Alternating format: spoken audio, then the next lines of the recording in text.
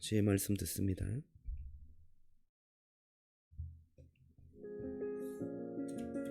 매일 성경과 함께하는 오늘의 큐티 시간입니다. 1월 7일 오늘의 말씀은 창세기 4장 1절에서 26절입니다.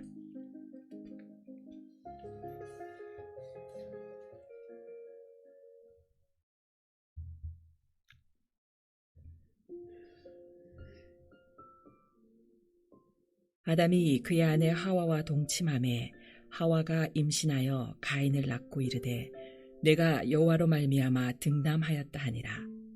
그가 또 가인의 아우 아벨을 낳았는데 아벨은 양치는 자였고 가인은 농사하는 자였더라. 세월이 지난 후에 가인은 땅의 소산으로 제물을 삼아 여호와께 드렸고 아벨은 자기도 양의 첫 새끼와 그 기름으로 드렸더니 여호와께서 아벨과 그의 제물은 받으셨으나 가인과 그의 제물은 받지 아니하신지라. 가인이 몹시 분하여 안색이 변하니 여호와께서 가인에게 이르시되 내가 분하여 함은 어찌 됨이며 안색이 변함은 어찌 됨이냐. 내가 선을 행하면 어찌 낯을 들지 못하겠느냐. 선을 행하지 아니하면 죄가 문에 엎드러져 있느니라. 죄가 너를 원하나 너는 죄를 다스릴지니라. 가인이 그의 아우 아벨에게 말하고 그들이 들에 있을 때에 가인이 그의 아우 아벨을 쳐 죽이니라. 여호와께서 가인에게 이르시되 내 아우 아벨이 어디 있느냐. 그가 이르되 내가 알지 못하나이다. 내가 내 아우를 지키는 자니까. 이르시되 내가 무엇을 하였느냐. 내 아우의 핏소리가 땅에서부터 내게 호소하느니라. 땅이 그 입을 벌려 내 손에서부터 내 아우의 피를 받았은즉 내가 땅에서 저주를 받으리니 내가 밭을 갈아도 땅이 다시는 그 효력을 내게 주지 아니할 것이요 너는 땅에서 피하며 유리하는 자가 되리라. 가인이 여호와께 아뢰되 내 죄벌이 지기가 너무 무거우니이다. 주께서 오늘 이 지면에서 나를 쫓아내시온즉 내가 주의 낯을 배웁지 못하리니 내가 땅에서 피하며 유리하는 자가 될지라. 물은 나를 만나는 자마다 나를 죽이겠나이다. 여호와께서 그에게 이르시되 그렇지 아니하다. 가인을 죽이는 자는 벌을 7배나 받으리라 하시고 가인에게 표를 주사 그를 만나는 모든 사람에게서 죽임을 면하게 하시니라. 가인이 여호와 앞을 떠나서 에덴 동쪽 놋 땅에 거주하더니 아내와 동침함에 그가 임신하여 에녹을 낳은지라. 가인이 성을 쌓고 그의 아들의 이름으로 성을 이름하여 에녹이라 하니라. 에녹이 이랏을 낳고 이랏은 무후야엘을 낳고 무후야엘은 느드사엘을 낳고 느드사엘은 라멕을 낳았더라. 라멕이 두 아내를 맞이하였으니 하나의 이름은 아다요 하나의 이름은 실라였더라. 아다는 야발을 낳았으니 그는 장막에 거주하며 가축을 치는 자의 조상이 되었고 그의 아우의 이름은 유발이니 그는 수금과 퉁소를 잡는 모든 자의 조상이 되었으며 실라는 두발 가인을 낳았으니 그는 구리와 쇠로 여러 가지 기구를 만드는 자요 두발 가인의 누이는 나마였더라. 라멕이 아내들에게 이르되 아다와 실라여 내 목소리를 들으라. 라멕의 아내들이여 내 말을 들으라. 나의 상처로 말미암아 내가 사람을 죽였고 나의 상함으로 말미암아 소년을 죽였도다. 가인을 위하여는 벌이 7배일진데 라멕을 위하여는 벌이 77배이리로다 하였더라. 아담이 다시 자기 아내와 동침하매 그가 아들을 낳아 그의 이름을 셋이라 하였으니 이는 하나님이 내게 가인이 죽인 아벨 대신에 다른 씨를 주셨다 함이며 셋도 아들을 낳고 그의 이름을 에노스라 하였으며 그때 사람들이 비로소 여호와의 이름을 불렀더라. 아멘. 자, 죄가 문 앞에 엎드리다 하는 제목으로 말씀을 나누겠습니다. 오늘 말씀은 인류의 최초의 예배 장면을 보여주고 있습니다. 가인과 아벨의 제사입니다. 이 두 사람은 모두 제물을 드렸습니다. 그 결과 하나님께서 받은 제사가 아벨의 제사였습니다. 가인의 제사는 받지 않았습니다. 여러분, 여기에 핵심이 무엇일까요? 이것이 무엇을 드렸는가? 제물에 핵심이 있었습니까? 아닙니다. 어떤 마음으로 드렸는가, 그것이 핵심이었습니다. 아벨은 양의 첫 새끼와 기름을 드렸습니다. 여기에 첫 것이라는 것이 분명히 나오죠. 첫 것이라는 것은 가장 좋은 것을 드렸다는 것입니다. 기름도 그렇죠. 첫 것은 가장 최우선으로 드린 거고 기름은 가장 좋은 것을 드렸다, 그런 표현입니다.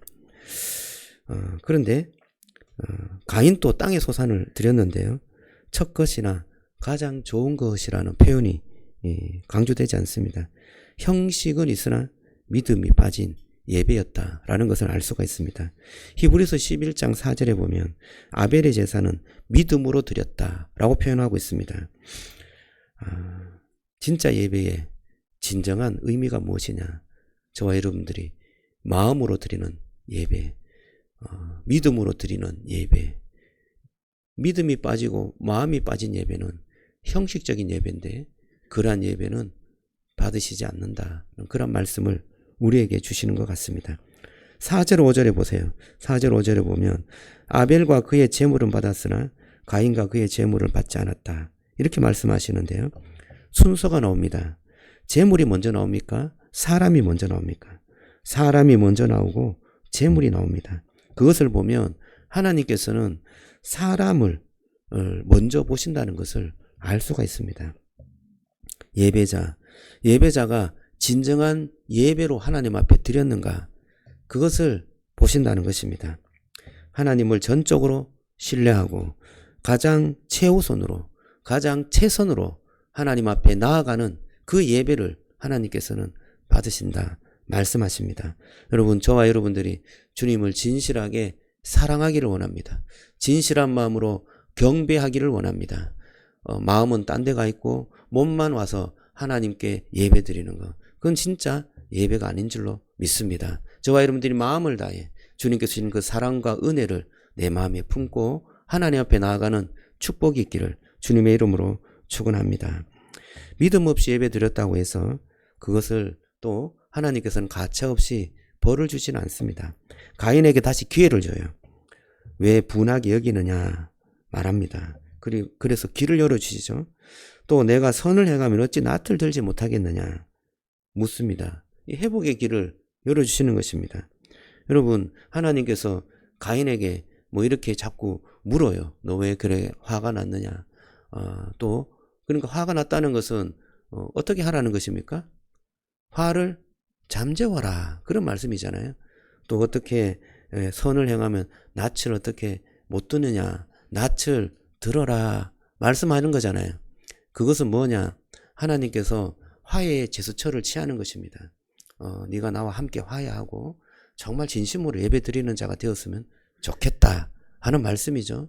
그때 가인이 반응했으면 하나님과 화해가 되었을 것입니다. 보통 하나님께서 우리에게 상황을 말씀해 주실 때가 있습니다. 그 음성이 들릴 때가 있죠. 야, 조심해야 된다. 너 이렇게 살면 안 된다. 이렇게 말씀할 때가 있잖아요. 보통 은혜가 있으면, 믿음이 없으면 어떻게 반응합니까? 하나님 가르쳐 주셔서 감사합니다. 제가 좀 잘못되었네요. 하나님, 주님께 회개하며 돌아갑니다. 이렇게 보통 하지 않습니까? 그런데 그 마음에 악함이 있고 그 마음에 죄가 가득할 때는 그 말씀이 말씀으로 들리지 않는 것입니다. 오히려 나에게 잘못된 것이 하나님께로 향하여서 하나님께 분노가 쏟아지는 것입니다. 가인은 이미 분노가 좀 치밀어 올랐던 것 같아요. 여기에 그 상황을 하나님께서 그림으로 이렇게 보여주시는데요. 죄가 문 앞에 엎드려 너를 원한다 라고 말하고 있습니다. 이 죄가 먹잇감을 찾는 짐승처럼 문 앞에 웅크리고 있다는 거예요. 그 웅크리고 있다가 뭔가 기회가 있을 때 죄가 너를 덮칠 것이다 라고 말씀합니다. 그러니까 그 상황을 가르쳐 주는 것은 뭡니까? 죄가 너를 덮치지 않도록 너가 마음을 단단히 먹고 너가 선택을 제대로 잘 해라 라는 말씀이잖아요. 그렇게 자세하게 알려줄 때 이 가인은 다시금 돌아올 수 있는 기회가 있었던 것입니다. 다시금 자기의 죄를 컨트롤할 수 있는 기회를 하나님께서 주신 것입니다. 그런데 그것을 제대로 하지 않았습니다. 가인의 분노가 오히려 아벨에게 향하였습니다. 아벨을 들에다가 불러놓고 죽여버렸습니다. 아담이 한 것처럼 숨겨버렸죠. 시체를 그냥 묻어버렸습니다. 하나님은 아담에게 한 것처럼 가인에게도 묻습니다. 내 아우 아벨이 어디 있느냐. 기회를 주는 거죠. 또다시 회개할 수 있도록 기회를 주는 것입니다. 가인은 책임을 회피합니다. 아담이 책임을 회피하고 숨었던 것처럼 가인도 책임을 자기 밖으로 밀어버립니다. 내가 아우를 지키는 자입니까? 이렇게 묻는 것입니다. 그 후에 가인은 자기의 벌이 너무나 가혹하다 이렇게 호소합니다. 가인이 두려워한 것이 무엇일까요? 저는 이 말씀을 이렇게 보면서 가인은 그 죄 자체를 슬퍼하고 내가 죄를 지었구나. 다시금 이 죄에서 벗어났으면 좋겠다라는 그런 마음으로 회개하고 두려워하고 하나님께 나간 것이 아니었습니다. 내 죄로 인하여서 내게 너무나 큰 어려움이 닥쳤습니다. 이 어려움을 좀 해결해 주시면 좋겠습니다. 이 어려움과 이 고통이 너무나 두렵습니다. 죄로 인하여서 찾아오는 그 고통과 아픔, 관계의 파괴, 또 여러 가지 어떤 일의 어그러짐, 이것이 자기에게 너무나 두려웠던 것입니다. 그래서 하나님께 호소했죠. 이것이 내게 너무 두렵습니다. 하나님께서는 그것을 알지만 그 가인을 사랑하시고 그가 죽지 않도록 지켜주시는 하나님의 표를 주셨습니다. 그래서 가인은 떠났는데요. 여호와를 떠나서 놋 땅으로 갔다. 그렇게 말합니다. 놋 땅이라는 것은 하나님을 떠난 땅인 것입니다. 그곳에서 무엇을 세웠느냐? 성을 세웠어요. 그 성의 이름이 무엇이었어요? 가인성이었어요. 놀랍게 자기 이름을 그 성에 붙이고 자기 성을 쌓았던 것입니다. 죄라는 것은요, 여기에 문명이 발달하는데요. 죄라는 것은 자기 이름을 쌓는 게 죄예요. 하나님의 이름을 높여드려야 되는데 자기 이름을 그렇게 높입니다. 내가 이렇게 잘 세워진 문명국가를 세웠다. 그게 바로 죄인 것입니다. 문명을 죄라고는 하지 않습니다. 그런데 하나님 없이 영광을 드러내는 것, 하나님 없이 자기 이름을 높이는 것, 하나님 없이 자기가 잘난 그런 여러 가지 것들을 세우는 것, 그것이 바로 죄라고 하는 것입니다. 가인의 후손 중에 정말 잘난 후손이 한 명 있는데요. 그 라멕이죠. 이 라멕은 자기가 살인을 했다. 이렇게 노래하면서요. 이렇게 말합니다. 가인이 죄가 7배라면 라멕의 죄는 77배다. 그렇게 말합니다. 여러분, 하나님께서 가인에게 7배라는 죄, 이것을 어떻게 표현했습니까? 너를 죽이고 해하는 자는 죄가 7배가 될 것이다 라고 말했습니다. 이것은 하나님께서 가인을 보호하기 위해서 말한 그러한 하나님의 음성이었습니다. 약속이었습니다. 그런데 라멕은 이것을 자기의 어떤 죄의 노래로 사용하고 있습니다. 가인의 죄는 7배인데 라멕의 죄는 77배로다. 하나님께서는 은혜를 베풀었는데 그 은혜를 자기는 자기의 죄의 수단으로 사용해 버리는 것입니다. 저는 이게 참 죄인이 행하는 행동 중에 하나다는 생각이 듭니다. 우리에게 하나님께서는 은혜로 다가오셨는데요. 사람들은 그 은혜를 자기의 어떤 자유의 방패로 자기 마음대로 하는, 그리고 어떤 죄의 용서로 인하여서 나는 내 마음대로 살 수 있다는 그러한 하나의 욕구를 표출하는 방법으로 사용한다는 것입니다. 그럼에도 불구하고 주님께서는 구원의 길을 열어주셨습니다. 하나님께서 또 자녀를 허락해 주셨는데 셋을 주셨습니다. 그 셋이 아들을 낳고 하나님의 이름을 불렀더라 이렇게 말합니다. 하나님께서 죄 가운데서 구원의 길을 열어주신 것입니다. 하나님의 이름을 부를 때 구원이 시작되고 하나님의 이름을 부를 때 진정한 예배가 시작되는 줄로 믿습니다. 주님께서 참으로 이 셋을 통하여서 하나님의 구원의 길을 보여주셨고 진정한 예배가 무엇인지 그것을 다시금 알려주신 것입니다. 오늘 말씀을 통해서 저는 예수 그리스도를 여러분에게 좀 소개하고 싶습니다. 아벨의 피는 호소했습니다. 탄식하는 소리였습니다. 땅에서 호소했습니다. 심판해 달라고. 그러나 여러분, 예수님께서는 아벨의 피보다 더 낫다라고 히브리서에서 말하고 있습니다. 예수님의 피는 이렇게 말합니다. 죽으면서 그 피에 호소하는데요. 주님의 피가 호소하는데요. 저들을 용서해 주십시오. 저들은 저들의 죄를 알지 못합니다. 라고 말씀하셨습니다. 여러분, 우리는 가인의 길을 가는 그런 마음들이 우리에게는 큽니다. 비교하고 또 삐지고 또 미워하고 때로는 마음속으로 사람을 지워버리기도 합니다. 살인이죠. 그런데 예수님은 그런 우리를 버리러 오신 것이 아니라 살리러 오셨습니다. 가인에게 표를 주셨던 그 하나님이 우리에게 십자가라는 표를 주신 것입니다. 그 십자가의 표를 주셔서 우리를 살려주시고 우리를 지켜주시고 우리를 죄에서 구원하여 주신 것입니다. 여러분, 그 십자가가 더 선명한 우리를 지켜주시고 구원하는 표인 줄로 믿습니다. 그래서 주님께서는 은혜로 돌아오라 라고 말씀합니다. 은혜로 돌아오라. 여러분, 죄는 문 앞에 엎드려져 있습니다. 웅크려서 우리를 집어삼키려고 하고 있습니다. 그러나 우리에게 더 가까운 것이 있어요. 그게 바로 은혜입니다. 죄는 문 앞에 웅크려져 있지만 우리에게 더 가까이 있는 그 십자가의 은혜, 그 은혜를 붙잡으시기를 주님의 이름으로 축복합니다. 주님께서 우리에게 물으십니다. 왜 낯빛이 변했냐? 내 아우는 어디 있느냐? 라고 질문할 때가 있습니다. 여러분, 그것은 정죄의 질문이 아닙니다. 돌아오라는 하나님의 음성인 것입니다. 사랑하는 하나님의 말씀인 것입니다. 그 말씀을 붙잡고 주님 앞에 돌아오는 은혜가 있기를 주님의 이름으로 축복합니다. 주님의 그 초대에 반응하기를 원합니다. 그것이 나를 그냥 전제하는 것으로 듣지 않기를 원합니다. 회개하고 돌아올 때 저와 여러분들이 더 큰 은혜에 사로잡히고 하나님의 사랑을 더 크게 경험하게 되는 그런 축복이 될 줄로 믿습니다. 우리가 쌓는 성을 내려놓고 이제는 여호와의 이름을 부르시기를 주님의 이름으로 축복합니다. 내가 쌓았던 것이 인정받지 못할 때 우리는 너무나 괴로움에 시달리는데요. 사람들의 다 죄가 그 인정에 목말라서 범죄하지 않습니까? 그러나 우리가 하나님의 이름을 부를 때 주님께서 저와 여러분들을 인정해 주실 줄로 믿습니다.